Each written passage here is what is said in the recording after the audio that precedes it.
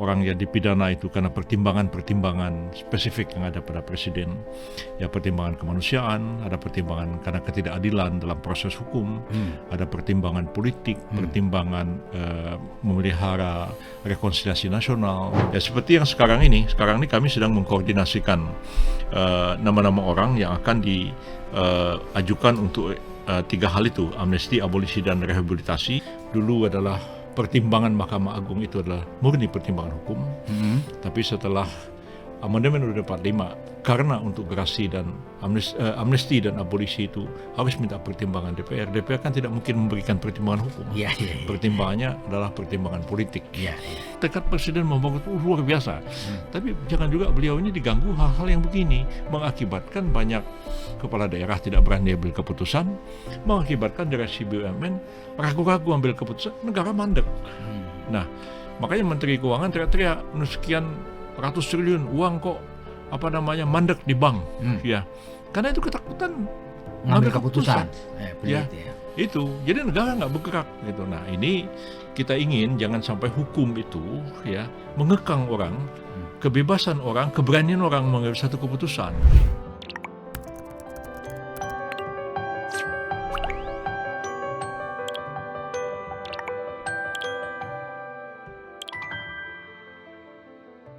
Assalamualaikum warahmatullahi wabarakatuh. Salam damai sejahtera buat kita semua.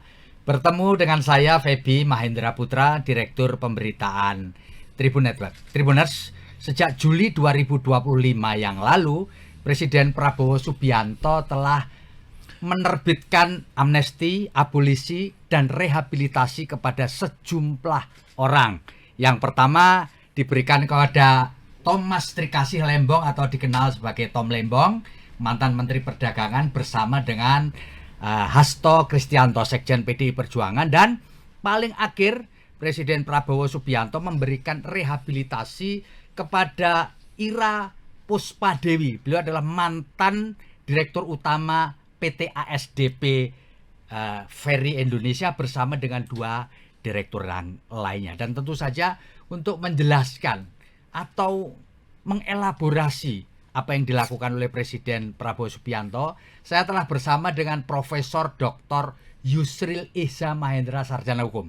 Beliau adalah Menteri Koordinator Bidang Hukum, Hak Asasi, Imigrasi, dan Pemasyarakatan. Dan tentu saja nanti kita akan elaborasi mengenai keterlibatan beliau di dalam Komisi Percepatan Reformasi Kepolisian Republik Indonesia. Saya akan sapa beliau. Assalamualaikum, Prof. Salam. Luar biasa, Prof.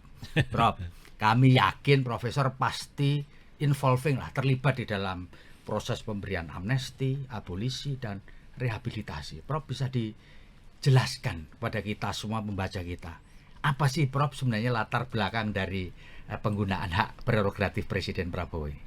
Ya, pertama-tama memang seperti sudah Anda katakan bahwa Presiden itu mempunyai kewenangan untuk memberikan amnesti, abolisi, dan rehabilitasi. Juga berwenang untuk memberikan gerasi.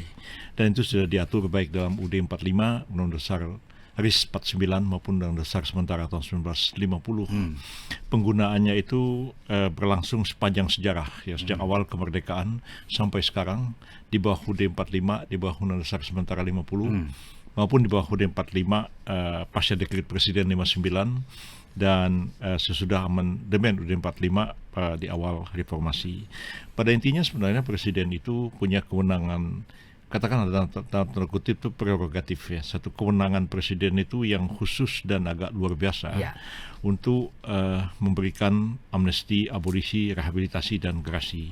Kalau gerasi itu orang sudah dipidana, memohon ampun kepada Presiden, maka Presiden memberikan gerasi dan biasanya meminta pertimbangan kepada Mahkamah Agung.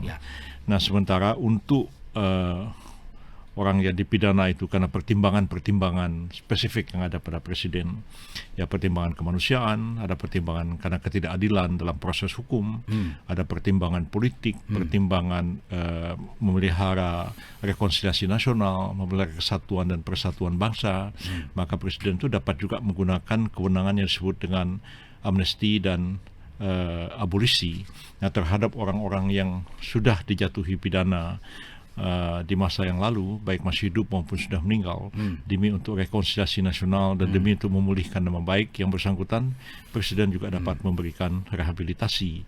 Dan dulu pada waktu amandemen UUD 45 yang pertama, itu hanya disebutkan saja Presiden memberikan gerasi, amnesti, abolisi, rehabilitasi. Tapi dalam Konstitusi Republik Indonesia Serikat itu disebutkan bahwa dalam hal memberikan semuanya itu Presiden minta pertimbangan kepada Mahkamah Agung. Ya. Begitu juga UUD sementara tahun 50. Tapi sudah amandemen UUD 45 itu ada satu perubahan fundamental, ada pergeseran. Gimana sih, Pak? Yaitu semula Presiden itu memberikan gerasi, memberikan rehabilitasi, minta pertimbangan kepada Mahkamah Agung. Juga dalam hal memberikan amnesti dan abolisi minta pertimbangan Mahkamah Agung. Sesudah amandemen dalam hal amnesti dan abolisi, Presiden minta pertimbangan kepada DPR. Nah, meskipun pertimbangan itu tidak mengikat, gitu ya. Tidak mengikat, tapi Presiden wajib meminta pertimbangan kepada DPR. Mahkamah Agung masih? Hanya untuk gerasi dan rehabilitasi. Untuk amnesti abolisi diserahkan kepada DPR. Dan ini ada pergeseran. Dulu adalah pertimbangan Mahkamah Agung itu adalah murni pertimbangan hukum. Tapi setelah amandemen UUD 45, karena untuk gerasi dan amnesti dan abolisi itu harus minta pertimbangan DPR. DPR kan tidak mungkin memberikan pertimbangan hukum. Pertimbangannya adalah pertimbangan politik. Dan pada masa Pak SBY memberikan amnesti, abolisi, bahkan rehabilitasi di dalamnya tapi tidak secara langsung, tapi disebutkan ada rehabilitasi di dalamnya. Pada waktu itu Presiden minta pertimbangan kepada Dewan Perwakilan Rakyat dan kemudian Pak Jokowi juga. Dan kemudian pada masa Presiden Pak Prabowo Subianto sekarang, Presiden dalam hal memberikan gerasi dan rehabilitasi minta pertimbangan kepada Mahkamah Agung, tapi untuk memberikan rehabilitasi dan untuk memberikan abolisi dan amnesti, Presiden minta pertimbangan kepada DPR. Jadi sebagai satu kewenangan luar biasa, kewenangan prerogatif Presiden, sebenarnya itu kewenangannya nggak bisa dipertanyakan, tapi tentu harus ada alasan-alasan rasional kenapa Presiden mengambil keputusan untuk memberikan amnesti dan abolisi itu. Prof, banyak tafsir yang kemudian mengatakan Tom Lembong dapat abolisi, Pak Hasto dapat amnesti, Bu Ira dapat rehabilitasi. Nah, ini bedanya apa ini, Prof? Supaya karena orang termasuk orang mengatakan, loh kalau begitu ketika orang dapatkan sesuatu dari Presiden, orang yang lain punya dampak hukum dong mestinya. Seperti Tom Lembong kan diadili bersama dengan banyak orang lain. Ya kan? Demikian pula Mas Hasto ada orang lain lagi gitu ya. Bu Ira Puspita kebetulan 2 orang direkturnya direhabilitasi semua. Bagaimana ini, Prof? Begini, kalau gerasi, itu orang yang dipidana itu harus mohon kepada Presiden. Jadi ada permohonan. Ada permohonan. Dan biasanya permohonan itu disampaikan kepada Menteri Hukum kalau sekarang ini. Dan Menteri Hukum itu menyurat kepada Mahkamah Agung untuk meminta pertimbangan. Nah, setelah itu ada pertimbangan dari Menteri Hukum sendiri, ada pertimbangan dari Mahkamah Agung, disampaikan kepada Presiden untuk diambil keputusan. Tapi dalam hal amnesti dan abolisi, juga rehabilitasi, itu tidak bisa dimohon. Inisiatif itu adalah kewenangan dari Presiden. Jadi enggak bisa dimohon ya? Bisa dimohon. Tapi kalau ada pihak-pihak mengusulkan kepada Presiden, boleh saja. kita nggak bisa bilang apa-apa ya, hak orang untuk mengusulkan kepada Presiden. Tapi prinsipnya itu adalah inisiatif yang diambil oleh Presiden sendiri untuk menggunakan kewenangan konstitusional yang dia miliki, yang sekarang ini diatur dalam pasal 14 Undang-Undang Dasar 45 khusus mengenai amnesti dan abolisi itu. Nah, seperti kita ketahui kalau abolisi itu ada orang melakukan satu perbuatan yang dikualifikasikan sebagai satu tindak pidana. Entah dia itu tindak pidana kejahatan biasa, entah itu pidana korupsi, entah dia melakukan makar, entah dia melakukan pemberontakan, subversi kalau zaman dulu. Presiden dengan pertimbangan-pertimbangan tertentu, dia dapat mengeluarkan amnesti. Artinya dari perbuatan itu ada, tapi presiden akibat hukum dari perbuatan itu tuh ditiadakan. Sebaliknya Jadi perbuatannya ada, ya, akibat hukumnya ditiadakan. Ya. Itu Kalau abolisi amnesti, itu kalau abolisi itu presiden tahu ada perbuatan dilakukan, tapi presiden dia tidak akan dituntut karena perbuatannya itu. Jadi dilepaskan hak negara untuk melakukan penuntutan terhadap orang yang bersangkutan. Walaupun memang beda-beda tipis antara amnesti dengan abolisi itu, tapi dua-duanya itu membawa dampak bahwa akibat hukum dari perbuatan itu tuh ditiadakan. Kalau bedanya dengan rehabilitasi. Rehabilitasi itu orang itu pertama adalah harkat dan martabat, kedudukan dan kehormatan orang yang bersangkutan dikembalikan kepada keadaan semula sebelum dia dituntut karena melakukan satu tindak pidana dan diputuskan dia bersalah melakukan tindak pidana itu. Jadi rehabilitasi itu ada dua jenis. Ada rehabilitasi yang diatur di dalam KUHP, itu rehabilitasi yang diputuskan oleh hakim. Misalnya orang didakwa ke pengadilan korupsi, ya, lalu setelah disidangkan dia tidak terbukti melakukan korupsi atau perbuatannya ada tapi bukan tindak pidana, maka hakim dapat juga dalam putusannya itu sekaligus merehabilitasi yang bersangkutan. Beda dengan rehabilitasi yang dilakukan oleh presiden. Nah, rehabilitasi yang dilakukan oleh presiden itu orang sudah divonis bersalah, ya, tapi presiden kemudian merehabilitasi. Artinya orang itu dipulihkan nama baiknya, harkat, kedudukan dan martabatnya dipulihkan sebagai warga negara. Seolah-olah dia seperti sebelum dia melakukan tindak pidana itu. Tapi rehabilitasi itu sama sekali tidak menghapuskan tindak pidana yang dilakukan. Ambil contoh misalnya terhadap 2 guru yang ada di Kabupaten Luhuk Utara. Nah, 2 guru ini sudah dipidana dan sudah menjalani pidananya 1 tahun penjara. Dia sudah keluar. Presiden merehabilitasi. Nah, dia direhabilitasi dalam statusnya sebagai seorang PNS, ASN. Dia pegawai negeri yang sebenarnya dia berhenti sebagai pegawai negeri itu tidak karena putusan pengadilan, tapi itu konsekuensi dari putusan pengadilan. Jadi kalau PNS itu dipidana bersalah, inkrah, nah maka dia diberhentikan. Itu berdasarkan undang-undang ASN. Dan guru-guru ini sudah diberhentikan.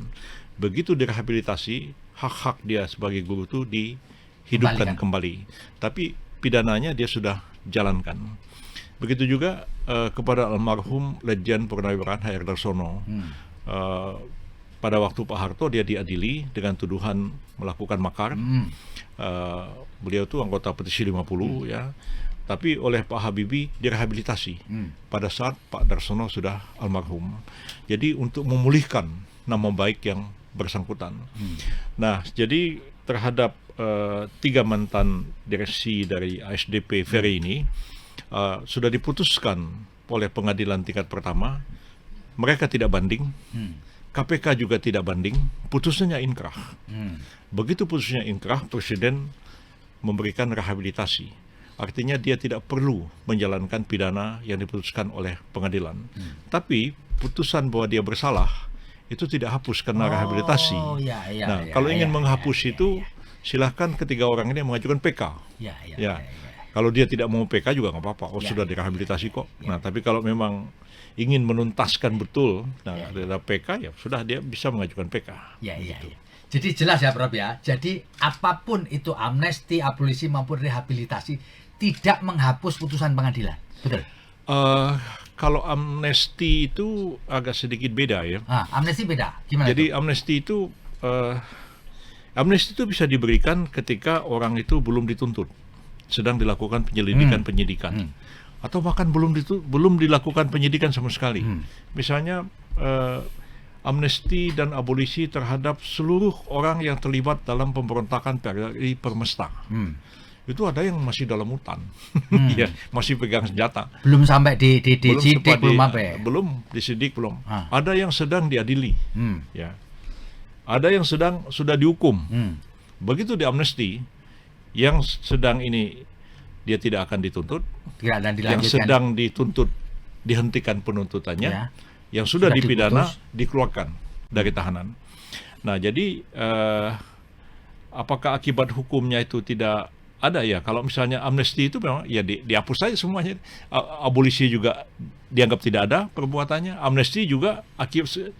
segala akibat hukum dari perbuatannya itu dianggap nggak ada. Jadi misalkan Pak Tom Lembong misalkan, Ya. kan sudah diputus bersalah nih. Ya. Apakah putusan ini dengan adanya abolisi ini punya nilai apa enggak, Prof? Ya, punya nilai karena kan putusan Thomas Lembong itu kan belum inkrah. Oh ya, belum. Beda dengan 3 putusan di SDP, maka inkrah, makanya direhabilitasi. Thomas Lembong itu kan masih dalam proses mau banding. Betul. Ya, mau banding, presiden mengeluarkan abolisi, maka segala akibat hukum dari perbuatannya itu dianggap nggak ada. Akibatnya enggak, tapi perbuatannya tetap ada. Iya. Perbuatannya ada. Ya. Kalau di amnesti, ya dia kalau tergantung situasi orangnya. Kalau seperti misalnya saya pernah mendraft amnesti abolisi itu untuk GAM. Ya. Sesudah perundingan Helsinki pada tahun 2005 dan pada itu saya mensesnek presidennya Pak SBY. Jadi saya mendraft itu orang yang masih dalam hutan itu tidak akan ditangkap kalau dia menyerah. Cukup dia itu datang ke kantor camat mengatakan saya anggota GAM, catat nama saya menyerah. Selesai. Ya, dan mengangkat sumpah setia kepada NKRI. Nah, pada waktu saya bacakan itu, ada ketua pengadilan nelpon saya dari Medan. Dia bilang, "Ini Pak Menteri, kami sedang mengadili orang ini, tapi kami bisa diinfokan dari sekretariat pengadilan, Bapak bacakan amnesti, orangnya sedang diadili, ini bagaimana ceritanya?" Saya bilang, "Hentikan pengadilannya." Dan seketika itu hakim membuat penetapan karena amnesti orangnya itu kemudian tidak dilanjutkan proses jadi hakim tetap harus mengeluarkan penetapan bahwa berdasarkan adanya amnesti orang ini tidak dihentikan kalau proses persidangannya. Kalau itu kan jalan terus sidangnya. Sidang kan harus dihentikan karena berbagai sebab. Misalnya orang yang diadili meninggal, kan ada penetapan. Penetapan bahwa karena meninggal tidak bisa, orang udah meninggal melanjutkan Begitu juga ada amnesti, atau orang itu tidak meninggal, tapi dia tiba-tiba jatuh sakit, amnesia, lupa ingatan segala macam. Hakim membuat penetapan juga. Jadi penetapannya itu dihentikan penuntutannya karena yang bersangkutan diberikan amnesti. Nah, orang GAM yang sudah di penjara dikeluarin semua. Jelasnya, Prof, kalau kayak Pak Tom Lembong gitu, dia tuh bersalah nggak sih? Kalau dilihat konstruksi hukumnya supaya orang awam tahu juga. Jadi Pak Tom Lembong ini bersalah apa enggak? Karena sudah ada putusan tingkat pertama, cuman beliau sedang proses banding, sudah ada rehabilitasi. Kalau beliau ingin menuntaskan dan ingin puas betul, dia ngajukan PK. Karena putusannya udah inkrah sekarang, otomatis inkrah karena lewat 2 minggu. Iya, karena dia tidak mengajukan lewat 2 hari dia mengajukan. Termasuk dalam tafsir ini Mas Hasto Kristianto terkait dengan amnesti. Itu sama juga. Sama juga. Jadi statusnya kan pada waktu itu kan sudah divonis. Ya kan? Dalam proses. Dia banding gitu ya. Tapi kan tidak dilanjutkan bandingnya karena sudah ada amnesti kan. Jadi kesimpulannya kalau memang dia mau tuntas apakah saya bersalah atau tidak, meskipun sudah dapat amnesti bisa mengajukan PK. Struktur ini belum pernah terjadi tapi secara teori dia bisa mengajukan PK, tapi belum pernah ada jurisprudensi hal itu. Kalau ada yang mau mengajukan silakan aja. Tapi orangnya bisa spekulasi juga, ini gimana ya ceritanya, dan itu pasti ada sesuatu hal yang baru terutama bagi hakim PK. Gimana kita mengadili kasus ini masa kita vonis bersalah sementara presiden kasih abolisi atau kasih amnesti. Atau bagaimana, atau memang harus kita memutuskan bahwa ini tidak bersalah. Saya kira itu juga persoalan baru. Tapi secara teoretikal memungkinkan. Dia harus memungkinkan untuk diajukan PK. Cuman apa yang terjadi misalnya nanti kalau PK ternyata misalnya PK-nya ditolak, putusan pengadilan pertama dikuatkan oleh PK. Sementara presiden tetap aja. Jadi dia sudah direhabilitasi. Tetap saja dia tidak perlu menjalani pidana meskipun dinyatakan bersalah gitu kan. Dinyatakan bersalah. Dikuatkan oleh Mahkamah Agung. Jadi saya serahkanlah kepada masing-masing apakah mau mengajukan PK atau tidak. Tapi juga belum pernah ada presiden atau jurisprudensi. Apa yang terjadi kalau sekiranya PK-nya ternyata ditolak oleh Mahkamah Agung. Rob, sebagai orang yang terlibat di dalam proses pemberian rehabilitasi misalkan terkait dengan kasusnya PT ASDP Bu Ira CS ini, pertimbangan utamanya apa, Bro? begini, Karena banyak menafsirkan ini seolah-olah presiden ingin merevisi apa yang sudah dilakukan oleh para penyidik, penuntut umum dan hakim gitu seolah-olah gitu. begini, Gimana, Bro? kalau saya itu memastikan prosedur. Apakah presiden dalam memberikan amnesti, abolisi, rehabilitasi ini prosedurnya sudah benar atau tidak? Ya, misalnya kasus ASDP ini, ya kan, sudah diputus baru 5 hari diputus oleh pengadilan. Orang tanya-tanya, kok presiden sudah mengeluarkan rehabilitasi? Bagaimana ini? Nah, kita memastikan bahwa yang 3 orang ini tidak mengajukan banding, KPK juga tidak akan mengajukan banding, berarti inkrah. Walaupun untuk inkrah itu kan kalau dia pasif 2 minggu dia inkrah, tapi kalau dia proaktif, nah waktu 2 minggu itu masih ada waktu bagi. Tapi 5 hari itu mereka mengatakan kami nggak akan banding, KPK juga bilang kami tidak akan banding, presiden. Lalu yang kedua, apakah presiden sudah meminta pertimbangan pada Mahkamah Agung? Nah, saya memastikan presiden sudah meminta pertimbangan tertulis pada Mahkamah Agung dan Mahkamah Agung sudah menjawab secara tertulis permintaan pertimbangan oleh presiden itu. Artinya prosedur konstitusional itu sudah ditempuh oleh presiden. Karena sampai hari ini undang-undang rehabilitasi itu belum pernah ada. Ya, jadi beda dengan gerasi. Gerasi ada undang-undangnya. Itu saya buat tuh tahun 2002. Kemudian untuk amnesti abolisi itu yang ada adalah undang-undang tahun 1954. Ya, berdasarkan undang-undang dasar sementara tahun 1950. Undang-undangnya masih berlaku sampai sekarang. Walaupun itu sifatnya ada yang irmalik, hanya menyangkut orang-orang yang terlibat pidana akibat perselisihan antara RI dengan kerajaan Belanda. Tapi juga ada pengaturan yang bersifat normatif. Jadi esensinya masih bisa dipakai, walaupun kita sekarang sudah menggunakan UUD 45 hasil amandemen yang berbeda dengan Undang-Undang Dasar sementara tahun 1950. Rehabilitasi itu sama sekali nggak ada undang-undangnya. Jadi ya saya kira juga nggak perlu bikin undang-undangnya. Ya kita udah tahu bagaimana presiden bisa mempraktekkan rehabilitasi itu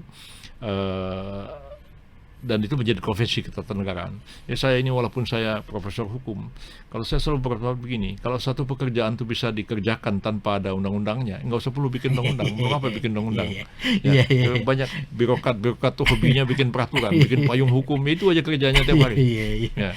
Prof, sepengetahuan profesor ini, apakah abolisi?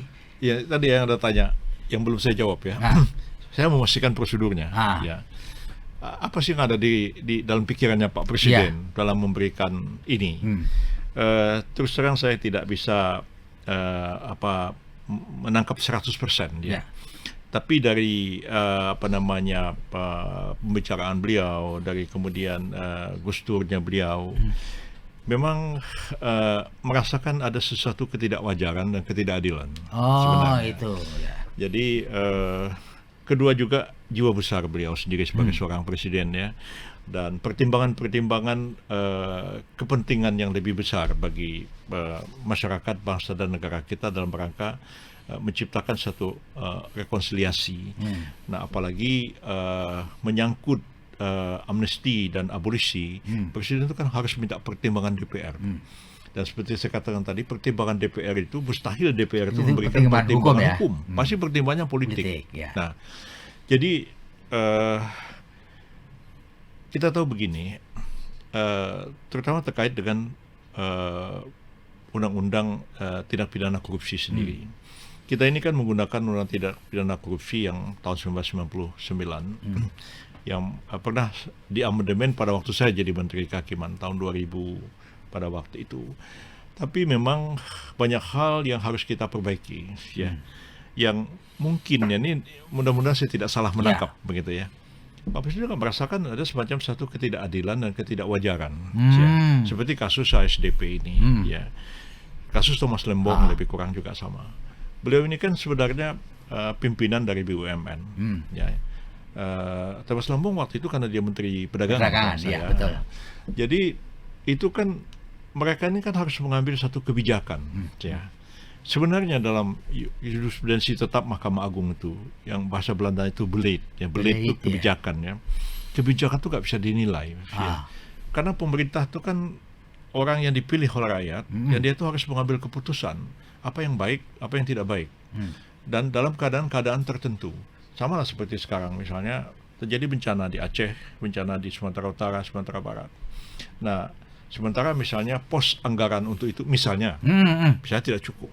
Terus presiden atau kepala daerah menggunakan anggaran lain, dipakai ke sini. Itu kan keputusan tiba-tiba, Ya. diskresi dia, dan itu kebijakan dia. Jangan nanti setelah bencana selesai, orang ini dituntut ke pengadilan. Alangkah banyaknya kasus-kasus COVID, kepala-kepala rumah sakit daerah itu dipidana, dipenjarakan gara-gara honor tidak dibayar, segala macam, karena untuk beli obat segala macam lah, saya nggak mengerti detail-detailnya. Jadi belit itu sebenarnya nggak bisa dinilai. Nah, kadang-kadang seperti keputusan dulu ya terhadap Ibu Karen Pertamina. Nah, Ibu SDP ini juga sama. Ya, dia mengambil satu keputusan men-take over satu perusahaan dengan pertimbangan-pertimbangan yang matang pada waktu itu. Ya. Bahwa belakangan situasi berubah, ya kan, banyak faktor-faktor berubah. Orang kemudian memutuskan untuk investasi, ya, tiba-tiba selera konsumen berubah, misalnya kan, tiba-tiba pemerintah bikin peraturan kebijakan berubah, tiba-tiba teknologi berubah, ya. Kita beli pesawat, ya, untuk penerbangan dalam negeri sekian, tiba-tiba dibikin jalur kereta api cepat Jakarta Surabaya. Tiba-tiba dibikin jalan tol Jakarta-Surabaya. Anda lihat aja sekarang, Bandara Surabaya kan sepi dibandingkan beberapa tahun yang lalu. Apakah orang yang kemudian membeli pesawat banyak-banyak itu dan kemudian men-take over misalnya beberapa perusahaan bis, itu harus dipidana? Situasi berubah. Selera konsumen siapa yang bisa dikte? Ya kan? Dia bisa berubah begitu aja. Nah, jadi yang begini ini, kalau kita kaku menerapkan hukum, nah, bisa jadi merepotkan. Yang pertama. Yang kedua, mengenai pengertian keuangan negara. Nah, jadi keuangan negara sudah dipisahkan untuk memodali berdirinya satu BUMN. BUMN kemudian keuntungannya bikin lagi anak perusahaan. Ini uang negara atau bukan? Kekayaan negara yang sudah dipisahkan itu mesti dianggap ini sudah dikelola secara bisnis. Kalau rugi, sepanjang direksi itu tidak ada niat jahat, mens rea melakukan kejahatan, tidak ada kolusi, tidak ada maksud memperkaya diri sendiri, dia ambil keputusan yang wajar. Kalau belakangan itu kemudian rugi, ya itu juga risiko bisnis. Nah, misalnya begini, tapi kita ini menafsirkan begini, ya, karena rugi, nah, uangnya itu uang BUMN, ya, uang Bank Mandiri, uang Bank BNI, karena rugi, lalu kemudian orangnya dipidana karena itu dianggap uang negara. Kita banding aja misalnya Bank of Tokyo, kan punya pemerintah Jepang, ya, atau bank milik pemerintah Singapura. Ya, orang meminta kredit, kemudian terjadi COVID, ya. Lalu apakah orang itu harus didakwa ke pengadilan korupsi? Di Indonesia banyak loh orang rugi karena COVID, ya.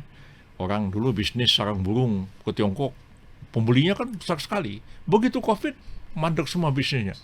Kreditnya macet, terus dinyatakan korupsi. Nah, kalau sekiranya pemahaman korupsi seperti itu diterapkan di Jepang atau di Singapura, maka korupsi di Jepang dan Singapura itu sama banyaknya dengan di sini. Cuman di sana itu nggak dianggap korupsi, itu dianggap itu risiko bisnis. Risiko bisnis selesaikan secara hukum bisnis juga, secara hukum perdata. Nah, inilah yang kita perlu menyesuaikan dengan kaidah-kaidah. Misalnya UN Convention Against Corruption itu kan tidak lagi pada penghukuman, lebih pada asset recovery, mengembalikan kerugian negara. Jadi, nah, sekarang ini sudah berlaku undang-undang BUMN yang baru. Undang-undang BUMN yang baru itu sudah seperti itu. Yang sempat menimbulkan kontroversi, ya kan? Sekarang begini, Ibu SDP ini kan mengambil keputusan sebelum undang-undang itu berlaku. Ketika dia didakwa, undang-undang sudah berubah. Nah, kalau masih dipakai undang-undang yang lama, apa yang terjadi? Nah, saya melihat sebenarnya ini ada ketidakwajaran. Dan Pak Presiden ingin menciptakan suasana iklim yang sehat dalam kita membangun ekonomi bangsa kita. Tekad Presiden membangun itu luar biasa.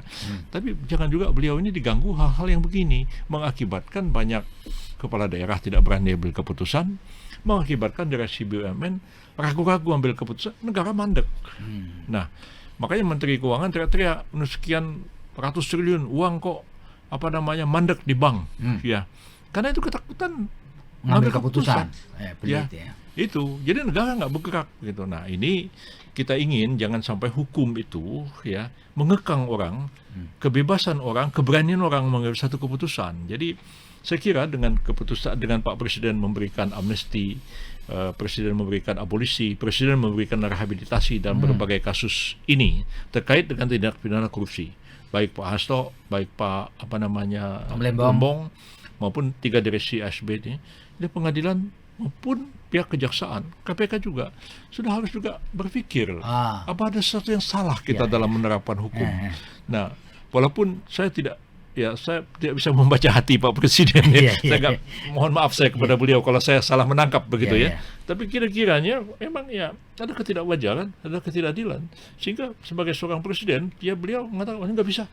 Nah, seolah-olah intervensi, tapi bukan.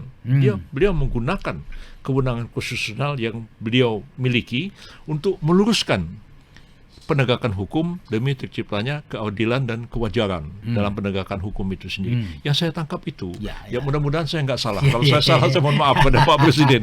Ya, kita manusia ini kan hanya bisa menangkap yang zahir ya. Yang batin itu urusan Allah yang tahu. Tapi saya pikir Pak Presiden kita itu orangnya beda, itu orang hati lembut ya, walaupun tentara itu hati ada kebaikan, ini nggak wajar. Nah, saya pikir dan beliau berani mengambil sebuah keputusan.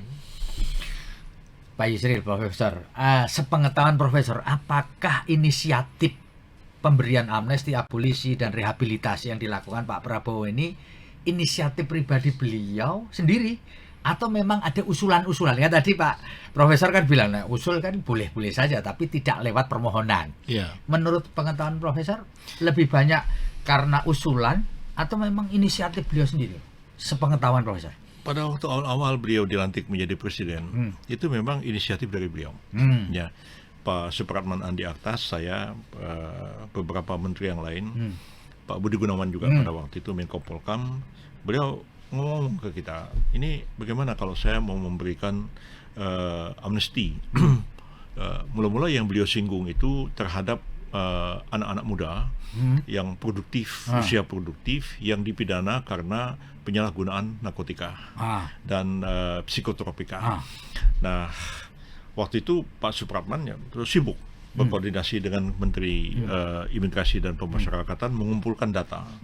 Nah, beliau waktu itu mengatakan kasihan ya anak-anak muda yang mestinya mereka tidak dihukum, ya pengedar kita hukum, yang ini kan korban, mestinya direhabilitasi. Bahkan waktu itu pikiran gimana kalau kita berikan kesempatan mereka kerja di lahan pertanian dan lain-lain. Itu inisiatif dari beliau. Ya, bahwa yang lain-lain itu berkembang ketika gelombang amnesti abolisi yang pertama itu muncullah yang Thomas Lembong, muncullah Pak Hasto, juga Ongen.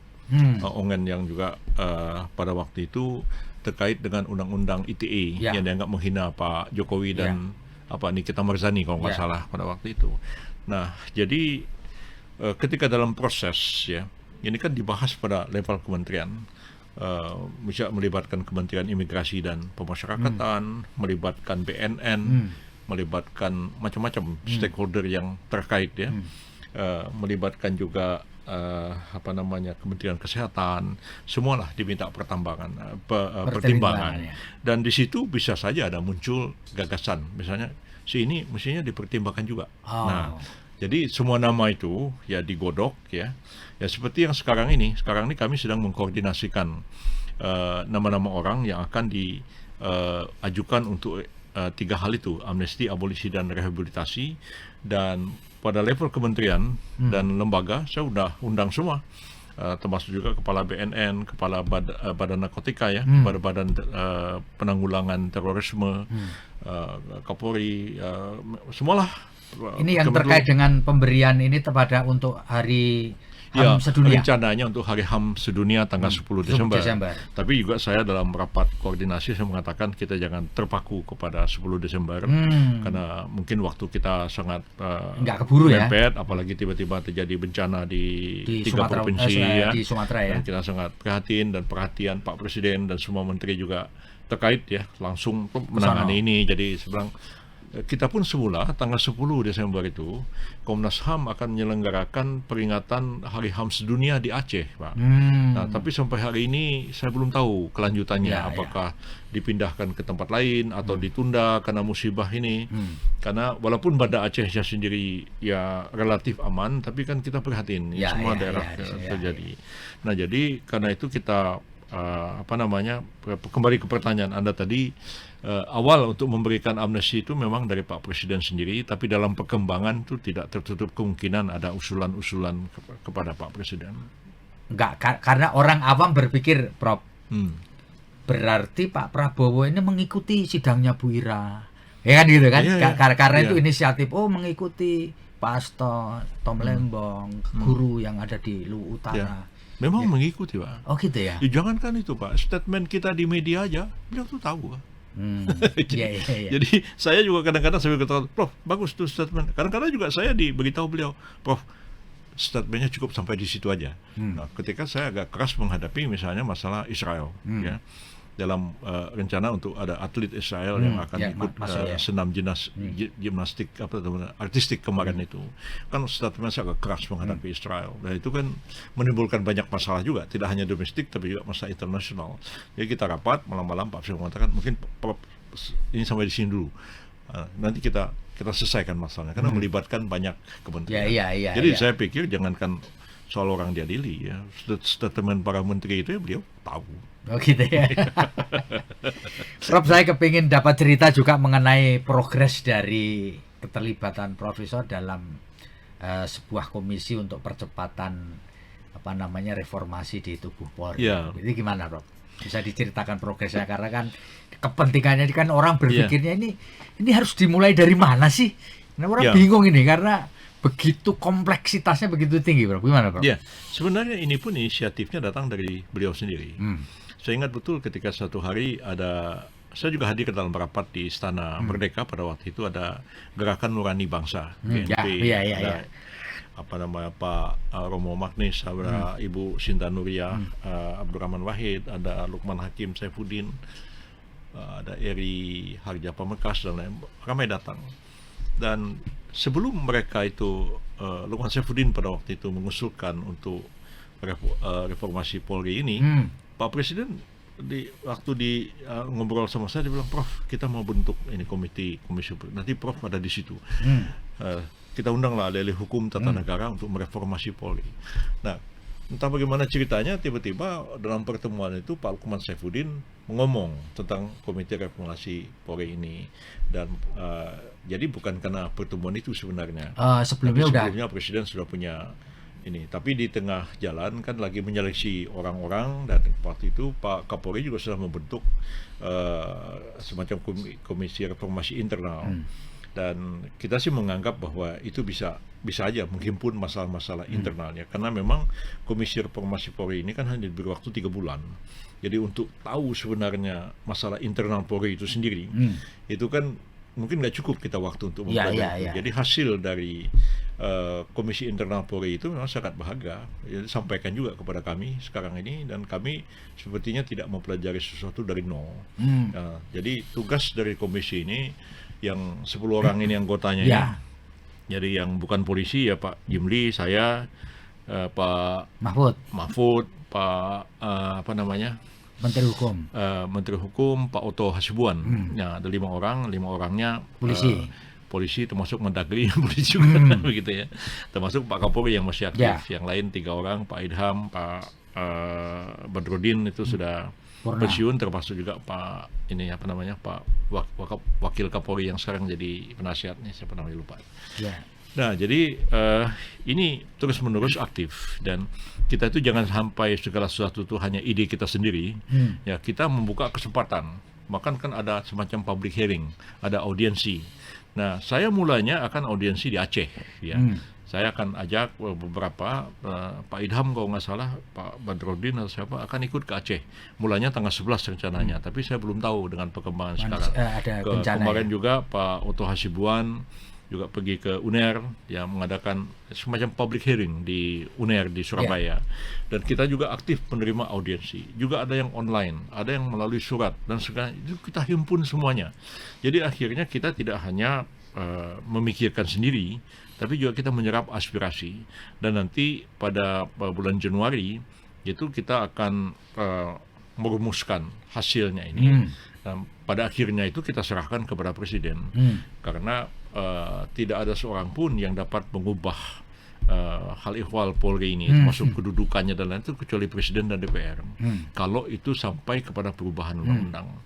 Nah, dari diskusi-diskusi ini memang nampaknya itu memang akan mengarah ke sana, ya, walaupun saya belum bilang pasti, ya, tapi dari masukan-masukan diskusi yang berkembang, wah ini kalau sampai begini mau nggak mau harus ada amandemen terhadap undang-undang. Nah, tapi itu pun kita yang 10 orang ini nggak bisa bilang apa-apa, semuanya kita serahkan ke Pak Presiden dan beliau yang akan mengambil keputusan. Prof, kalau boleh ini dibocor sedikit aja, yang paling krusial itu apa sih, Prof? Terkait dengan polisi, apa yang paling, jadi mbahnya ini apa sih? Core of the core-nya apa nih? Sebenarnya mengenai tugas dan kewenangan Polri itu sendiri, ya, pasal 30 UUD 45 itu kan tegas mengatakan perbedaan TNI dengan Polri. Ya. Jadi kalau TNI itu kan menjaga kedaulatan negara, menjaga keamanan dalam artian keamanan keutuhan wilayah, ancaman dari luar. Tapi kalau polisi itu kan sudah ditegaskan juga keamanan dalam artian Kamtibmas kan begitu, yaitu memberikan pengayoman, perlindungan kepada masyarakat, kemudian dan menegakkan hukum. Nah, jadi faktor memberikan pelayanan, perlindungan, penegakan hukum itu faktor yang paling banyak sekali dikritik pada Polri. Jadi rakyat tuh merasa nggak terlindungi, rakyat tuh merasa nggak terayomi.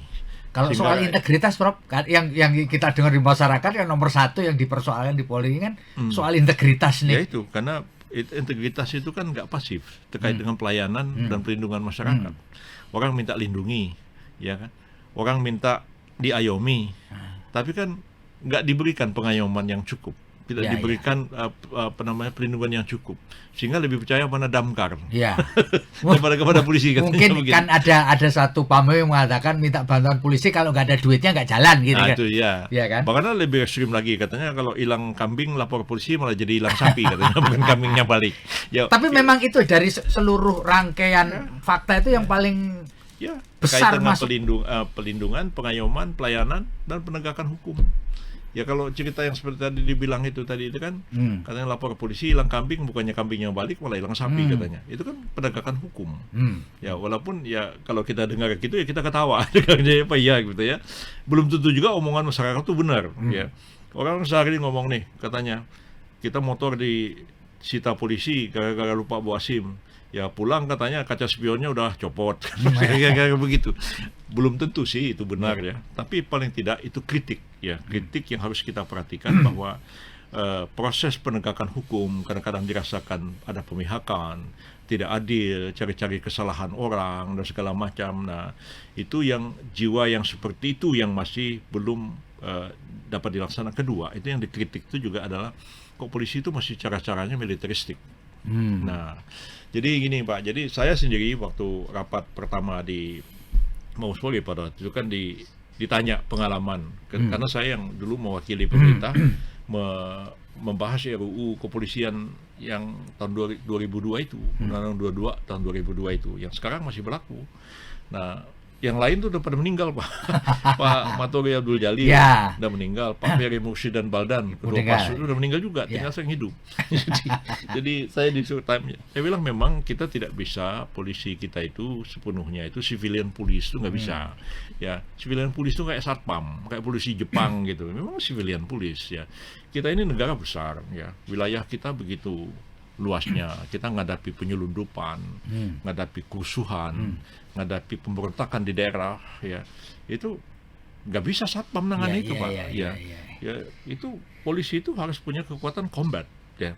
Tapi combatnya itu tidak setara tentara. Ya, waktu saya menyusun undang-undang itu, dan saya juga menyusun Perpu terorisme tahun 2002 itu, kan sampai sekarang masih berlaku tuh yang saya bikin dulu itu. Nah, polisi itu tetap punya kekuatan combat untuk memukul. Kalau dia menghadapi kerusuhan, dia menghadapi pemberontakan. Nah, itulah ada BRIMOB. BRIMOB itu kan tempur. Fungsinya combat. Combat dia. Ya. Untuk menghadapi terorisme, itu debatnya panjang. Ya, polisi apa tentara. Saya yang pada waktu itu Menteri Hakiman harus memutuskan tahun 2002 itu hanya berapa hari sudah terjadinya bom Bali. Betul. Itu apa namanya? Pada waktu itu kan Menko Polkamnya Pak SBY. Ya, saya kabinnya Pak Hendro Priyono. Panglima TNI-nya kalau nggak salah pada waktu itu Pak Indratono kalau nggak salah. Ibu Mega. Sutarto, berdebat panjang. Nah, kita akhirnya di satu ruangan di sana sebelum saya menghadap Bu Mega untuk teken perpu itu. Pak SBY bilang, Pak Yusril, Anda yang ambil keputusan.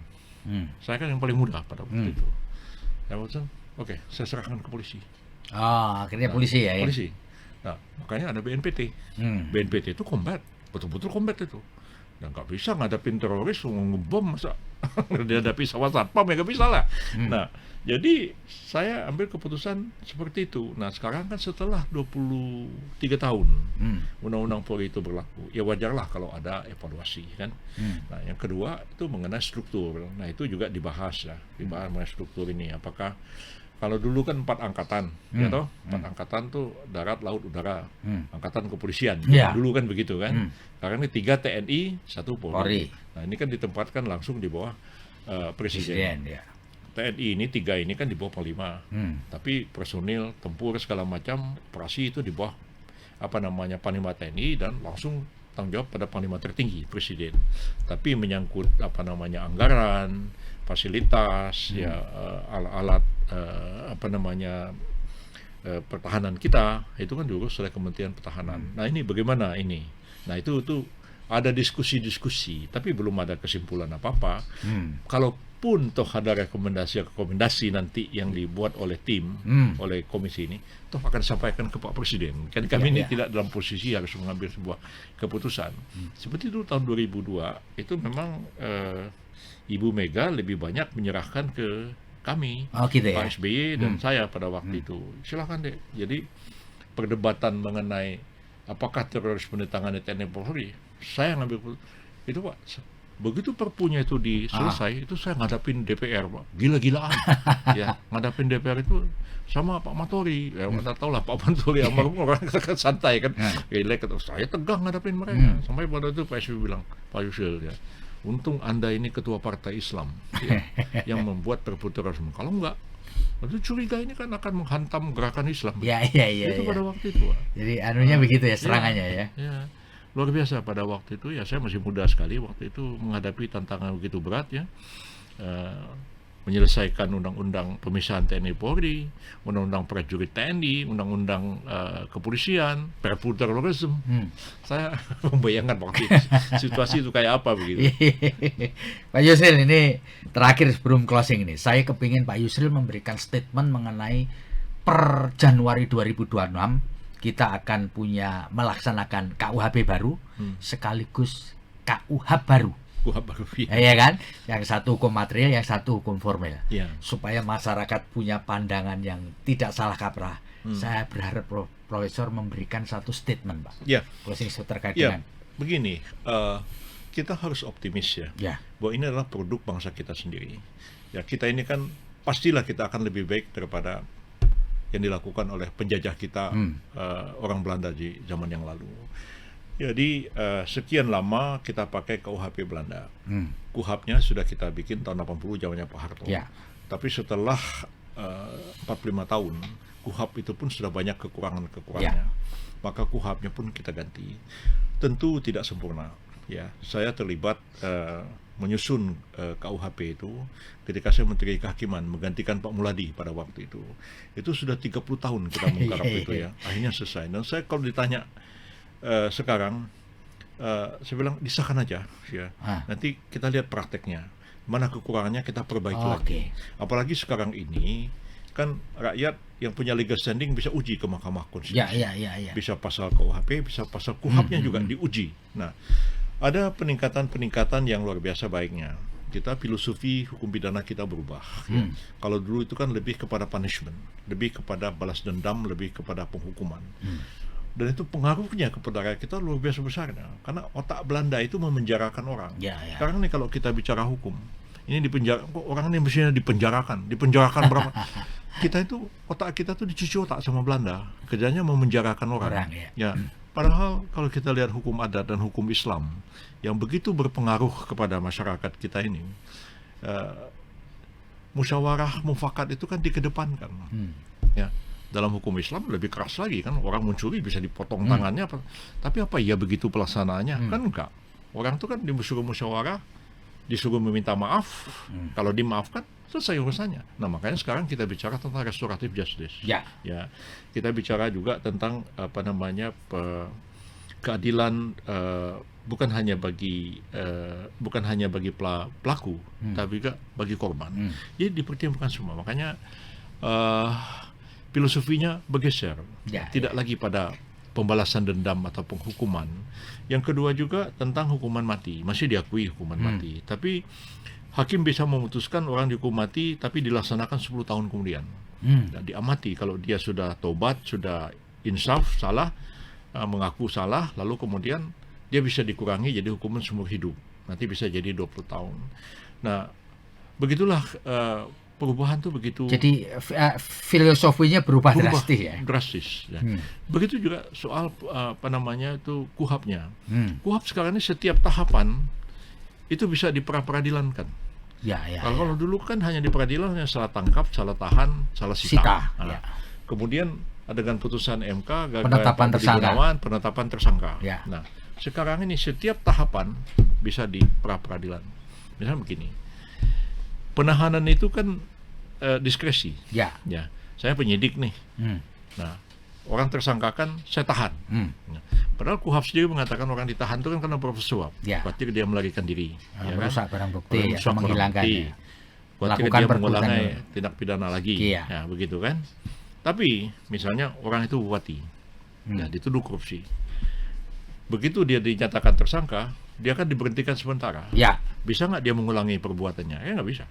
Dia kan mengulangi perbuatan itu kan karena dia jadi bupati. Kalau dia nggak jadi bupati, mau korupsi dari mana? Misalnya kemudian dia tidak akan melarikan diri. Jadi orang terkenal lah. Masa dia mau melarikan diri? Nah, atau dia menghilangkan barang bukti. Semua barang bukti sudah ada di tangan KPK.